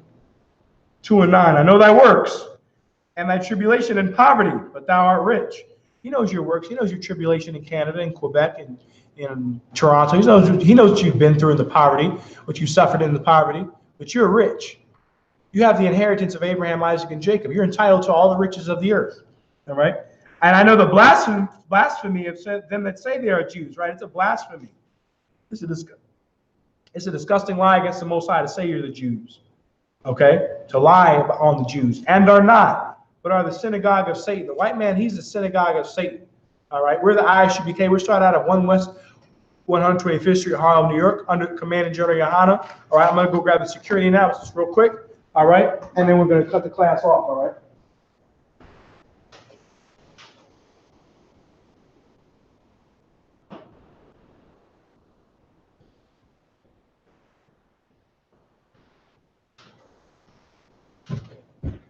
Flagging about that. We're the I.S.U.P.K. I.S.U.P.K. security announcements. We are the I.S.U.P.K. starting out of 1 West, 125th Street, Harlem, New York. Rule for new brother and sister. When a new brother or sister comes into the school, they are off limits for 6 months. They are to be saluted only. They are here to shed themselves of the world. If they need transportation, the teacher will arrange it. After 6 months, if a brother or sister has an interest in a particular person, he or she must get permission from the head to speak to a brother or sister. There's another 6 months in which the brother and sister will court each other. After this 6-month period, the brother and sister will get permission from the head to marry. Tithes, which is a commandment. You find it in Numbers chapter 18, verse 21. Malachi chapter 3, verses 8 through 10, which means 10th in the Hebrew, ma'ashara, 10% of every penny of any increase the Lord gives you. Give to the treasury department or teacher. Give it to ISUPK.com. All right, priest fund, free will offering for the priest, not mandatory whatsoever amount you would like. Upcoming holy convocations is the memorial of blowing of trumpets, Saturday, September 28th, 2019 at sundown. Check out ISUPK.com for updates. If any brother wants to be a trooper in the school, start wearing all black. Boots, shirt, pants, headband, and scarf. That being said, Imajim, we're going to say the Lord's Prayer. Imajim. All right. Sar, Wapunya Hakadam, turn and face the east. The Lord's Prayer in the Hebrew. Abanawa, Shabbat Shemayim, Kodash, Haya, Shemka, Yahawah, Malakutka, Taba'a, Badazaka, Haya, Shah, Barataza, Haya, Bashemayim, Fulanawa, Lakam, Kayuam, Wasalaknawa, Kalbathnawa, Kasalaknawa, Kalbathina, Wala'a, Tabi'anawa, Banasayawana, Bal, Hawashanawa, Mayon, Ra, Kayolaka, Amalakwa, Alawa, Parath, Awalami Maman. In English, our Father, which art in heaven, hallowed be thy name, even Yahweh. Thy kingdom come, thy will be done in earth as it is in heaven. Give us this day our daily bread, and forgive us our debts as we forgive our debtors. And lead us not into temptation, but deliver us from evil. That is the kingdom, and the power, and the glory forever, so be it. All right? Hakak, the power in the Hebrew. Yahweh, Ba'ashem, Yahweh Shah, Baba Kusha, the thunder now, Hakak, Hakak, Larpa'ah, Kamakala, Wakamanawa, Hakak, Latahar, Hamatazarayam, Hakak, Lahakim, Hamathiam, Hakak, Arakawa, Tama'ala, Lagarashan, Ba'ashem, Yahweh Shah, Tuan Yahweh, in the name of Yahweh Shai, please give us the power to heal all manner of sickness and all manner of disease, the power to cleanse the lepers, power to raise the dead, power against unclean spirits to cast them out in the name of Yahweh Shai. Thank you. So be it. Sar, which means the turn. Men of Israel, we're going to give one courtesy salute. Shabbat, Amajim, Barak, Yahweh, Ba'ashem, Yahweh Shai, Barakatham. We just said was Yahweh, in the name of Yahweh Shai, bless you. Yahweh Matah, hands down, face sisters. Online, Imajim, which means to stand, feet at a 45-degree angle, right hand over your left like so, head down. When we say Barak, put your right hand across your chest and repeat the salute after us. Men of Israel, we're going to give the sisters one courtesy salute. Imajim Shabbat, Imajim, Barak, Yahweh Shamar al Athun Ba'ashem Yahweh Shai. Sisters, you repeat after us. Yahweh Shamar al Athun Ba'ashem Yahweh Shai. We just said was Yahweh watch over you in the name of Yahweh Shai. Yajim Matah, hands down, class dismissed. Tune in. Montreal up next. Montreal, Saturday, August 10th. Let's do it.